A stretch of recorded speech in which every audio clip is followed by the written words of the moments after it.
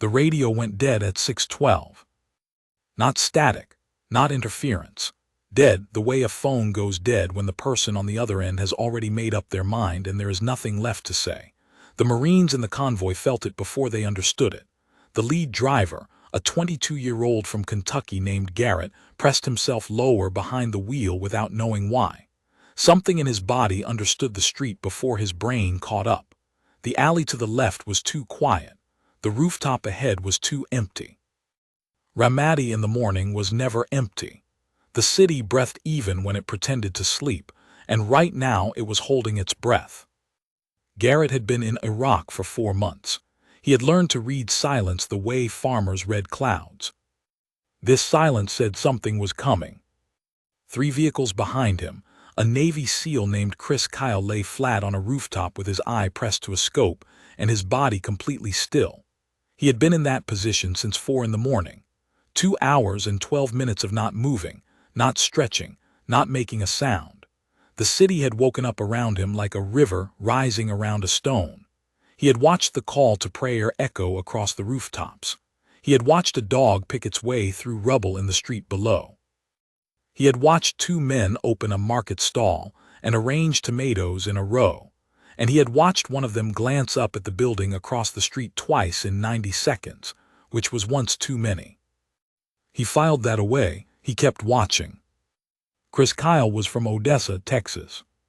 He had grown up on flat land where you could see weather coming from 20 miles out. His father had put a rifle in his hands at 8 years old and told him 2 things. Never point it at anything you are not willing to destroy, and if you are going to do something, do it right. His father was not a complicated man. Neither was Chris in the ways that counted. He believed in God. He believed in the country he had signed up to protect. He believed that the men moving through the streets below him deserved to come home, and that his job, his specific and irreplaceable job, was to make sure they did. He had been a bull rider before the Navy. People found that strange. He did not. Both required the same thing: complete stillness inside absolute chaos, and the willingness to hold on past the point where your body is screaming at you to let go. The scope settled. The street below resolved into something clear and readable, the way a page becomes readable when you finally find the right light. He had 160 confirmed kills by the end of his service, the most in American military history, but those were not the numbers that defined him to the men who served beside him. The numbers that defined him were the ones that never made it into any official record, the convoys that made it through, the Marines who drove home. The nights that ended without a casualty, because someone 3 floors above the chaos had watched and waited and been willing to carry the weight of the decision when the moment came. The first time Chris Kyle fired a weapon in combat, he was not thinking about history. He was thinking about the man in the crosshairs and the Marine in the street below, and the small, brutal mathematics of the situation in front of him. He had already done that math before he ever deployed. That was the thing people who met him in civilian life could never quite understand. He was not a quiet, wounded man staring into the middle distance and carrying the ruins of something broken. He was funny. He laughed easily. He shook hands like he meant it, looked you in the eye, made you feel like the conversation you were having with him was the one he had been looking forward to all day. His wife, Taya, once said that he was the most present person she had ever met, and she meant it as both a compliment and a confession, because that presence was the thing she had loved most and feared most in equal measure every time he deployed. He had joined the Navy SEALs in 1999 after watching a news segment about the program and deciding, with the same uncomplicated certainty that governed most of his decisions, that it was what he was supposed to do. The training was designed to break people. It broke most of them. Not because they were weak, but because the training was specifically constructed to find the edge of a person and then push past it. And most people, when they find that edge, discover it is the actual edge. The ground ends. There is nothing beyond it. Chris found the edge and decided it was a starting point. He went through BUD-S, the Basic Underwater Demolition and SEAL Training Program, which is widely considered one of the hardest military training programs on Earth. He made it through Hell Week, which is exactly what it sounds like and somehow worse than that description. He qualified. He became a SEAL. He married Taya. He deployed. By the time his unit arrived in Ramadi in 2006, the city was the most dangerous place in Iraq. That was not a figure of speech. Analysts at the time called it the most dangerous city on Earth.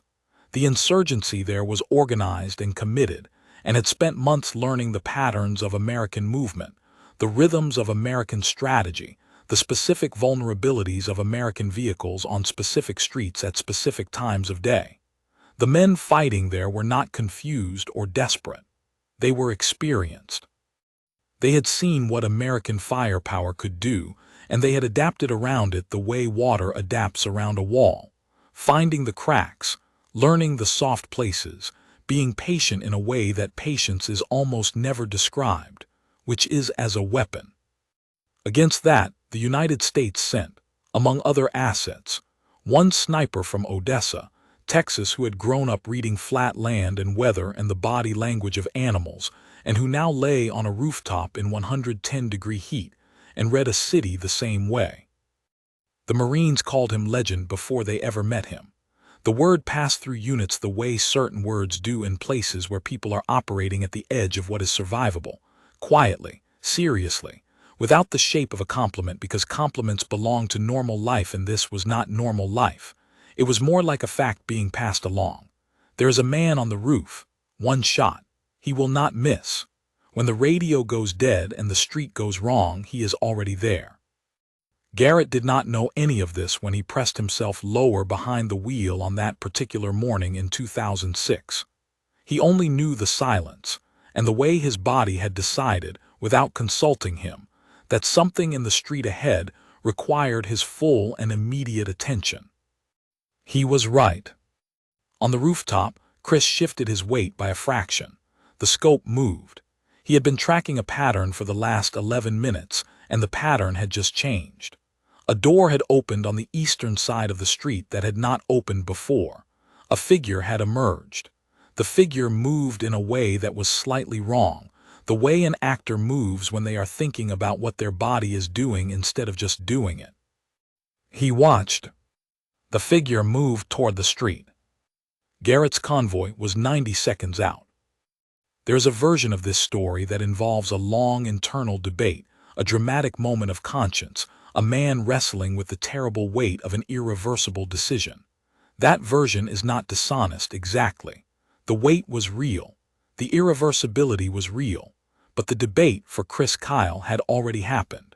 It had happened years before, in a quiet room inside himself, and he had come out the other side of it with an answer he was willing to carry. That answer was not comfortable. It was not meant to be comfortable. It was meant to be clear. He made the decision. The single sound that followed did not echo.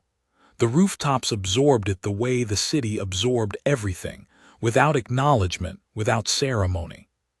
The figure in the street went down. The grenade she had been carrying rolled into the gutter. The convoy rolled through. Garrett exhaled. He did not know why his body suddenly released a tension he had not consciously registered holding. He drove on. The city resumed its noise. The market stall with the tomatoes stayed open. The dog that had been picking through the rubble trotted around a corner and disappeared. On the rooftop, Chris Kyle did not move. He was already watching the next thing. His radio crackled. A voice from the command post came through, clipped and professional. He responded. Confirmed. Then silence again, the working kind, the kind that belongs to men who have a job to do and are doing it. Back at the base that night, a Marine officer who had been coordinating with the SEAL unit walked through the briefing room and paused at the door. He had served in 2 previous deployments. He had seen what snipers could do, technically and tactically, and he had the professional's appreciation for precision. But what he had felt that morning in the street, from the outside of it, was something different, something he did not have clean language for. He had felt, in that moment when the street went quiet after one shot, that someone was watching over the men in his unit in a way that went beyond tactics or training, or the cold mechanics of military engagement. He had felt, in a way he would have been embarrassed to say out loud in a briefing room, that someone on a rooftop had decided his Marines were going to come home today, and had made that decision stick. He stood in the doorway for a moment. Then he walked on. In the summer of 2006, in the most dangerous city on Earth, Chris Kyle lay on rooftops and held the line between the men he was assigned to protect and the forces that wanted to end them. He did not do it for the number. He did not do it for the history books or the congressional record or the documentary that would eventually be made about his life. He did it because the men in the streets were his brothers in the specific and non-negotiable way that word means when you have been through the kind of training that takes everything from you and then hands you back to yourself, and the men standing next to you are holding the same thing. He did it because someone had to, and he was the one who could. That is not a small thing, it is actually the whole thing. The city of Ramadi, by the end of that deployment, had a new silence. Not the silence of the morning before a convoy moved through. A different silence. The kind that grows in a place when something has been removed from it, when a certainty that was once absolute has been made uncertain. The insurgents who had operated in that sector with a specific and practiced confidence began to operate differently, more carefully, more quietly, with the particular caution of men who have started to feel that they are being watched without being able to find the eyes. They called him the devil of Ramadi because the word devil, in the language they were using, meant something that does not follow the rules you have established for the world, something that arrives without warning and cannot be bargained with and does not negotiate. He was not a devil. He was a man from Odessa, Texas, who read flat land and weather, and the bodies of people in streets 3 floors below him, the way his father had taught him to read the ground.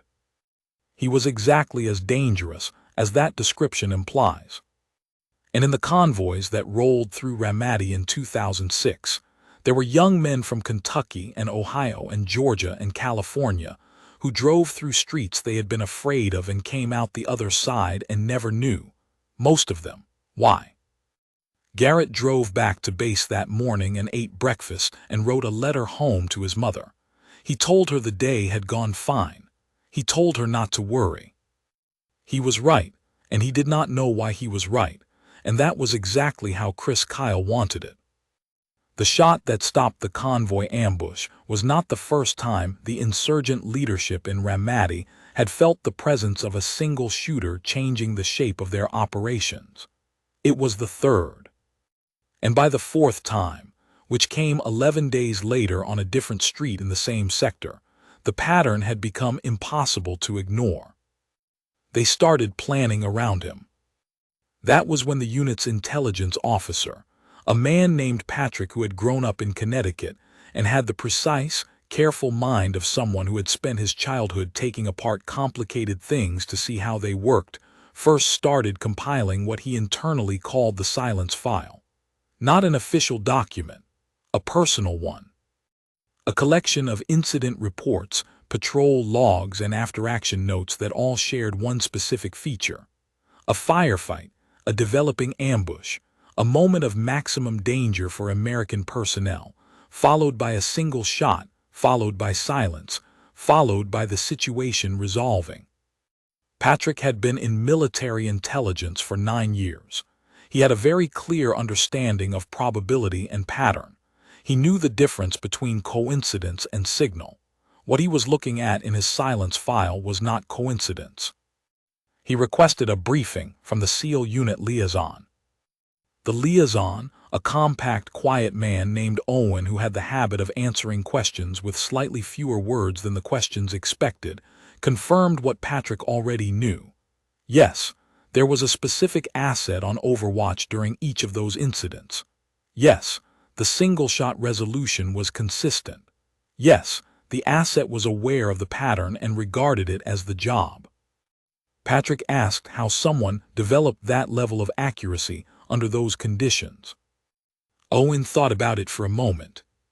Then he said that some people are built in a way that matches a specific requirement, and when that match happens, the result looks from the outside like something supernatural, but from the inside is just a person doing what they are meant to do.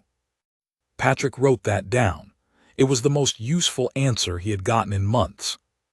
Chris Kyle, meanwhile, was on his 4th deployment in a career that was accumulating weight in the way certain careers do, not through failure or damage, but through the sheer mass of what they contain. He had been away for long stretches of his children's lives. His son had his first birthday without him. His daughter took her first steps without him.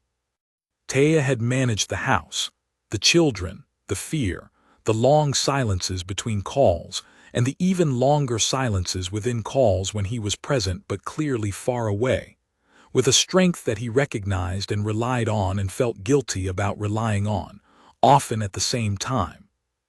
She was not a military wife in the way the phrase sometimes implies, meaning passive, meaning waiting, meaning defined by absence. She was a woman who had built a life with a man who was frequently not in it, and she had done that building with both hands and a clear-eyed understanding of who she had married and what that meant. She had married someone who believed he was doing something necessary. She had married someone for whom the discomfort of the job was not a reason to stop doing it. She had made her peace with that, imperfectly and repeatedly, the way peace with hard things is usually made. When he called from Ramadi during that deployment, she could hear the quality of his tiredness in the pauses, not the tiredness of a man who had been doing too much. The tiredness of a man who had been very still for a very long time, which is its own category of exhaustion. Stillness at that level of intensity is not rest. It is work performed in the opposite direction from motion, and it costs the same. She asked if he was eating. He said he was. She asked if he was sleeping. He said enough. They talked about the children. He asked about his son's latest obsession, which that month was dinosaurs, specifically the long-necked kind, and he listened to Taya describe an entire dinner conversation about which dinosaur would win in a fight against which other dinosaur with the focused attention of a man who understands that this conversation, right now, is the most important conversation he could possibly be having. He laughed at the right moments. He asked follow-up questions. He was completely there. Then the call ended, and he went back to being somewhere else entirely. In Ramadi, the summer stretched into fall and the operations continued, and the silence file that Patrick was keeping grew thicker. By October, he had documented 14 incidents that followed the same pattern. Single shot. Resolution. Silence. The asset on Overwatch was not always Chris Kyle. Sometimes it was another member of the unit, but 12 of the 14 were his. 12 times in 3 months. A situation that had been moving toward catastrophe had been stopped by one bullet and one man's willingness to fire it. The Marines who operated in the sector developed a specific habit during that period. Before moving into an area of known danger, they would check the radio frequency, and if Owen or one of the other liaisons confirmed Overwatch, there would be a brief moment among the men in the vehicles.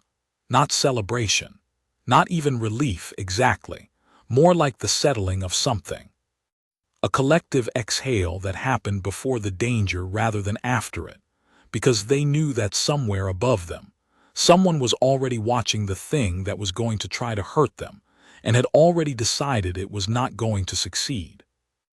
They did not talk about this much.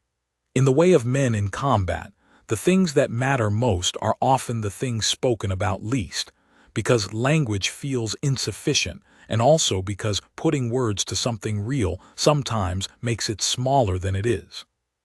What they felt was not small. A young Marine named Cooper, 23 years old, from a small town in North Carolina that had one gas station, and a church and a diner that served the best pie he had ever eaten, wrote in a letter home during that period that he had started to feel like there was a guardian angel on the rooftops. He then crossed that out, because it sounded like something from a movie and he was embarrassed by it. But he did not throw the letter away. He folded the crossed-out part into the middle of the page and sent the letter anyway. His mother kept it. Years later, after the documentary came out and the name Chris Kyle became something the whole country knew, she unfolded that crossed-out line and read it again. She thought her son had gotten it right. Chris Kyle did not think of himself as a guardian angel. He thought of himself as a man doing a job. The job was protection. The method was the rifle and the stillness and the years of training and the willingness to make a decision when the decision needed to be made. The framing of guardian angel would have made him uncomfortable, not because he was falsely modest, but because he had a very clear and practical relationship with what he did. And mystical framing felt like it was taking the weight of the decision away from the person who had made it, which was him, and placing it somewhere abstract. He had made the decisions. He carried them. He said once, in an interview after his first book was published, that he had never lost sleep over any of the shots he had taken. People found that difficult to hear. They expected something different. They expected the haunted silence of a man broken by necessity. What they got instead was a man who had looked at the necessity directly, made a choice about it, and then kept living, because the alternative was to be paralyzed by something that had already happened and could not be changed, and paralysis helped no one. What he did lose sleep over was the men he could not save, the ones who were gone before his scope found them. The ones lost in the moments between one breath and the next, in the fraction of time that even the best shooter in the world cannot close. He carried those. He carried them in the specific and unspectacular way that servicemen carry things, which is by continuing to show up and do the job, because the job is the best answer to the grief that there is. By the end of his fourth and final deployment, the sector his unit had been responsible for had changed. Not peacefully, not completely, but the specific pattern of coordinated ambush that had characterized the early months had degraded. The confidence of the insurgent operation in that area, which had been built over years and had survived significant American military pressure before Chris Kyle's unit arrived, had developed cracks. Operational security, the willingness to move in the open, the timing and frequency of attacks on American convoys, all of it showed the signature of an organization that had started to believe it was being watched. It was. The intelligence Patrick compiled was eventually folded into a broader analytical report about the effect of precision overwatch on insurgent behavior in urban environments. It was a dry document, full of numbers and incident timestamps and assessments written in the careful, bloodless language of military intelligence. It described what the data showed, which was that a consistent precision asset in a given sector produced measurable behavioral changes in enemy forces over a period of weeks. It did not mention that the asset in question was from Odessa, Texas. It did not mention his father's 2 rules about rifles. It did not mention the bull riding or the flat land or the specific quality of stillness that he had brought to rooftops over a city that was doing its best to kill the men under his watch. Data does not carry those things. But the Marines who came home from Ramadi in the fall of 2006 carried them, not as stories they told at parties, as something quieter than that, as the knowledge, held in the body the way certain knowledge is, that they were alive, and that someone had stood between them and the thing that would have made them not alive, and had done it without asking for acknowledgement or gratitude or anything, except the chance to do it again tomorrow.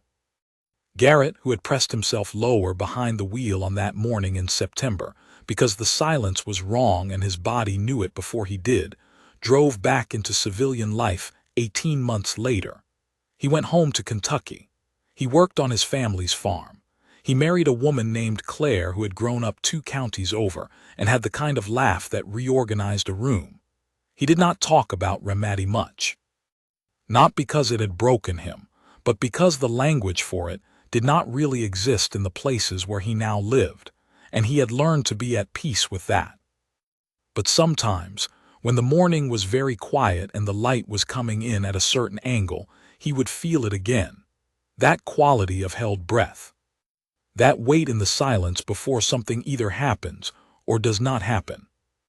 And he would feel, without being able to explain it, that somewhere above him, someone was watching. He was not wrong to feel that. He had just gotten the tense slightly off. Someone had been watching, past tense now, but the fact of it did not change because the tense had changed. The protection had been real. The decision had been made. The convoy had made it through. Some things, once they have happened, remain true regardless of what comes after. That was one of them. The number 160 appeared in newspapers and documentary voiceovers, and the opening minutes of televised interviews with the careful precision of a fact that everyone involved knew was both significant and insufficient. It was significant because it was real and documented, and represented a level of skill and commitment that had no parallel in the recorded history of American military service. It was insufficient because it was a number, and numbers do not carry the weight of what they describe. What 160 actually meant, in the streets of Ramadi and Fallujah and Sadr City, was not a score. It was a sum. A sum of decisions made from rooftops in heat that distorted the air and made everything shimmer at the edges. Decisions made in the fraction of a second that sits between seeing something and understanding what you are seeing. Decisions that could not be unmade once made, and that therefore required, before they were made, a clarity of conviction that most people are never asked to develop and would not know how to find if they were. Chris Kyle had developed it. He had found it in himself somewhere between Odessa and the first time he deployed, in that quiet interior room where the real decisions about who a person is going to be are made before the circumstances ever arrive to test them. His fellow SEALs did not talk about him the way the media eventually talked about him. The media needed a frame, and the frame they chose was legend, which is accurate but also removes the human parts.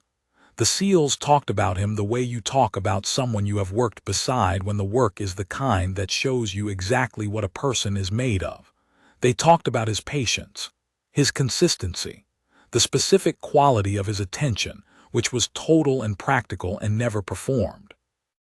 A SEAL named Daniel, who had served alongside Chris in Fallujah during an earlier deployment, described it once to a journalist in the flat and economical language of someone who is not interested in drama. He said that Chris was the kind of man who made the people around him better at their jobs because his standard was so clear and so consistent that it raised the baseline without anyone asking it to. He was not a motivational speaker. He was not a man who gave speeches. He just did the work at a level that made it obvious what the work was supposed to look like, and people around him adjusted to that standard the way water adjusts to the shape of the container it is in. Daniel paused after saying that. Then he said that what he mostly remembered was that Chris was funny. That detail is important. It is important in the specific way that true details about people who become legends are always important, because they push back against the legend just enough to let the actual person through. Chris Kyle was funny. He had the particular humor of someone who takes the serious things entirely seriously, and therefore does not need to perform seriousness, and can find the comedy in everything else. He laughed at his own mistakes.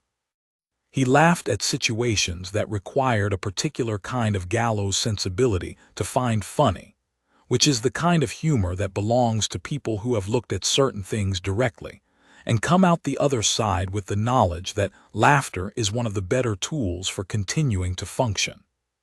He was also intensely, practically generous. Not generous in the way of a man performing generosity for an audience. Generous in the way of someone who sees what a person needs and provides it without ceremony. During the deployments, this looked like covering for a teammate who was flagging, or staying on overwatch longer than required because the unit below needed more time. At home, it looked like showing up for things that required showing up for. bringing the same full attention he brought to rooftops in Iraq to his son's baseball games and his daughter's school plays, and the conversations Taya needed to have on the evenings when the distance between the life he lived when he was away and the life they lived when he was home became too great to hold quietly. He was not perfect at any of this. He would have been the first to say so. He missed things. He was absent in ways that absence marks, and Taya bore the weight of that with a fairness that asked for acknowledgement even when it did not demand it. They argued. They went through periods of real difficulty. Their marriage was not a story about two people for whom love solved everything. It was a story about two people who kept choosing each other through the conditions that made choosing difficult, which is a harder and more honest kind of love than the easier version. After his 4th deployment, he left the Navy. He was 38 years old and he had done what he had set out to do, and there was a family in Texas that needed a version of him that could be present in the daily and unremarkable ways that daily and unremarkable life requires. He left with full honors and the kind of record that people in the military community spoke about in the way that records of genuine distinction are spoken about, which is quietly, seriously, and without the inflation that mediocre records require. He wrote a book. His publisher wanted to call it something that leaned into the legend. He wanted to call it what it was, which was the story of a man who believed in something, trained for it, did it, and came home. The title they settled on was simple and accurate. The book sold in enormous numbers and was read by people who had never thought much about military service and people who had thought about nothing else. And the response that surprised him most was not the praise for his skill or his record, but the letters from veterans who said that reading it had made them feel less alone in their specific experience of having been somewhere that could not be fully explained to the people who had not been there. He had not written it for that reason. He had written it because someone had suggested he write it, and he thought it might be useful. But the usefulness it found was real, and he accepted it with the same practical lack of ceremony that characterized most of what he did. He started working with other veterans when he came home. He had seen, during the years of deployments and the conversations with men in his unit, that the return to civilian life was its own operation, one that the military prepared people for far less thoroughly than it prepared them for the operations themselves. Men came home from the kind of service that changes the internal landscape of a person and found themselves in suburbs and shopping centers and family dinners, where the language and scale of their experience had no counterpart. The transition could be brutal, not in the ways people expected, not always in the dramatic ways that made it into films, in quieter ways. In the slow erosion of a person's ability to connect with the life that is in front of them because the life they lived before has taken up so much of the internal space that there is not enough room for both. Chris understood this not as a clinical diagnosis but as a lived thing. He had felt the edges of it himself. He had his own methods for navigating it, which included work, which included Taya, which included the physical practices that gave his body something to do that matched what it knew how to do. He started taking veterans to shooting ranges. This was not a therapy program in the formal sense. He did not have a clinical framework or a research methodology or a grant from a foundation. He had a direct and practical understanding of what the rifle meant to the men he was working with, which was not a weapon in the civilian sense but a tool of competence, a thing they were deeply trained in and deeply good at, and a way of being in their own bodies that connected them to the version of themselves that had known, with certainty, what it was doing and why. Getting a struggling veteran back to the range, Chris believed, was getting them back to a place where their skill was real and visible and confirmed. It was getting them back to competence, which is not the same as healing, but is a door that healing can sometimes walk through. He had seen it work. He was still seeing it work in the first weeks of February 2013, when he drove to a shooting range outside Dallas with a young veteran named Eddie and the friend of his named Nate who had introduced them.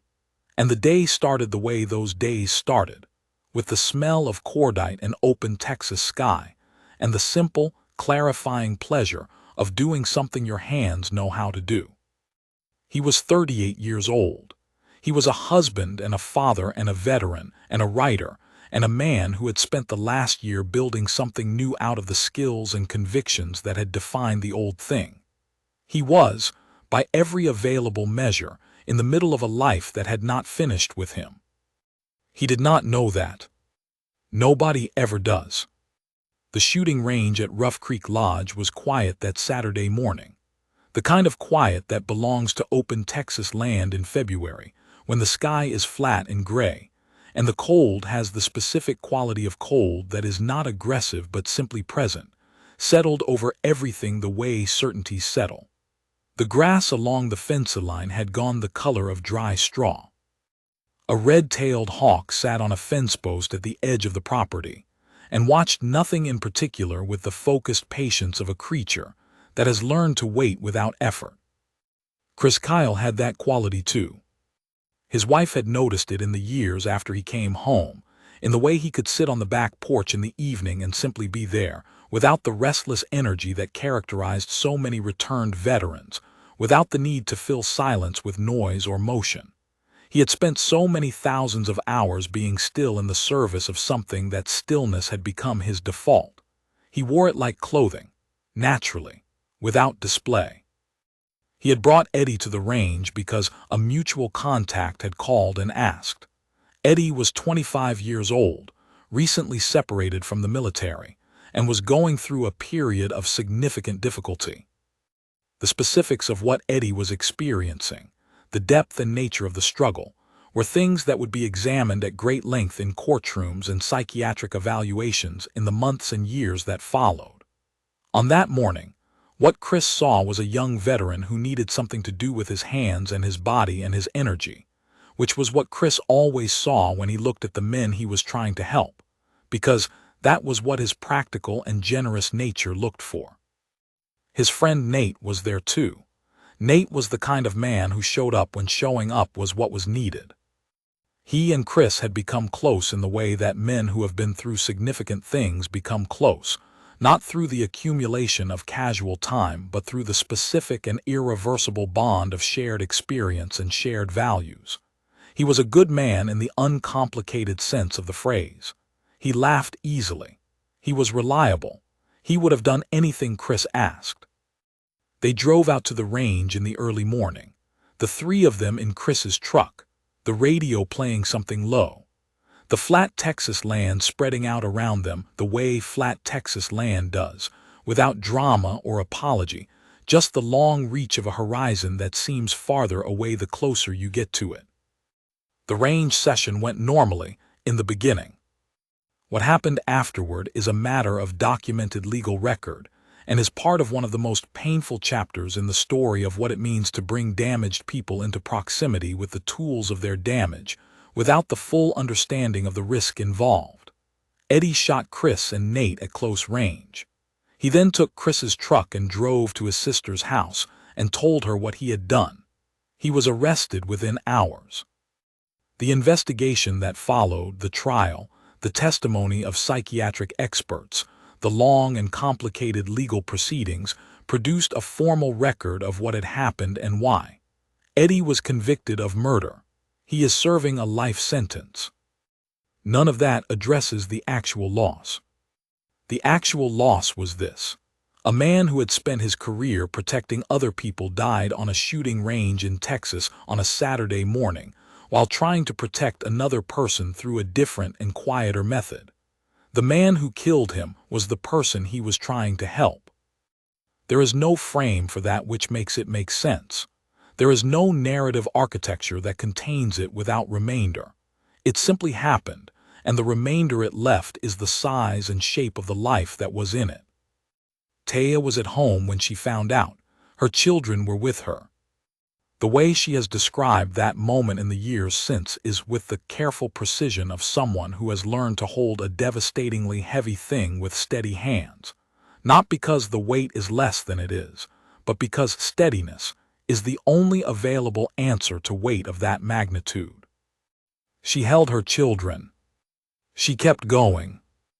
In the SEAL community, the news moved through the way news of this kind moves through small, tight communities, which is like a current through water, felt everywhere simultaneously, without a single point of origin. Men who had served with Chris received calls or texts, or simply felt the quality of the morning change before they could have known why. Veterans who had never met him but who had read his book and recognized in it something of their own experience, felt the loss as specific and personal in the way that only true things land as specific and personal. At Cowboys Stadium in Dallas, where his public memorial service was held on the 11th of February 2013, more than 7,000 people gathered.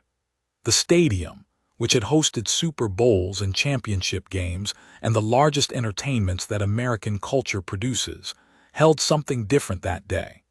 A grief that was public and communal and entirely without performance. People stood in the concourses and on the field level and in the upper decks, and the majority of them had never been in a room with Chris Kyle, and the majority of them were there because they understood that something had ended which could not be replaced. The highway from Austin to the burial site in Midlothian had people standing on overpasses and exit ramps for the entire length of the route. 200 miles of Texas. People who had driven to the highway and parked and stood in the February cold with flags and their hands over their hearts, and their faces doing the thing that faces do when the grief is real, and the words are not enough. He was buried at the Texas State Cemetery in Austin. He was 38 years old. In the years that followed, Taya kept building. She raised their children. She wrote about what it meant to be the person who stayed home during the deployments and who navigated the specific and invisible difficulty of loving someone who was, in fundamental ways, always partly somewhere else. She spoke publicly. She did not perform grief. She carried it with the same honest and practical steadiness that had characterized her marriage, which was the only way she knew how to carry it. The memorial she helped establish for veterans, the effort to continue the work Chris had started with struggling servicemen and women, grew. It was called the Chris Kyle Frog Foundation, named after the frogman tradition of the Navy SEALs.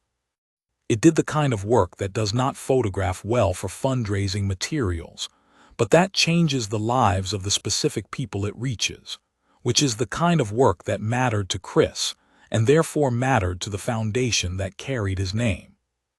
Garrett, who had been the driver in the convoy on that September morning in Ramadi, did not know for a long time that the man whose death made national news was the same man who had, in the particular mathematics of that morning in 2006, kept him and his convoy alive. He found out the same way much of the country found out, through the film that was eventually made about Chris Kyle's life, which was one of the highest-grossing films in American history, and which he watched in a cinema in Kentucky with Claire sitting beside him. He did not say anything during the film. He did not say anything afterward, walking to the car in the cold parking lot. Claire asked him if he was all right. He said he was. He drove home. He sat at the kitchen table for a while in the quiet of the house after the kids were in bed. He thought about the morning in Ramadi when the radio went dead and the street was too empty, and his body had understood something before he did. He thought about the single sound that had followed and the silence after it. He thought about the man on the rooftop he had never seen and never thanked and never known the name of until that night in a cinema in Kentucky, 7 years after the fact. He got up, he went to his desk, he found a piece of paper and a pen. He wrote one line. He did not know if he would ever send it to anyone. He did not know if sending it would do anything useful or necessary. But he wrote it because it needed to exist somewhere outside his own chest, because he had been carrying it for 7 years and it had gotten heavy. The line he wrote was this: "I did not know your name, but I came home because of you, and I have tried to make that worth something." He folded the paper. He put it in the desk drawer. He went to bed. In the morning, the light came in through the kitchen window the way it always did, and the children came down for breakfast, and Claire made coffee, and the day began. That is what the protection was for. That is what it was always for. Somewhere in the flat gray of a February sky over Texas, a red-tailed hawk lifted from a fence post and crossed the open land in a long, tilting arc, and the land went quiet after it, and the quiet was not empty. It held something. It held what good men leave behind them when they go. And that is not a small thing. That is, in the end, the whole thing.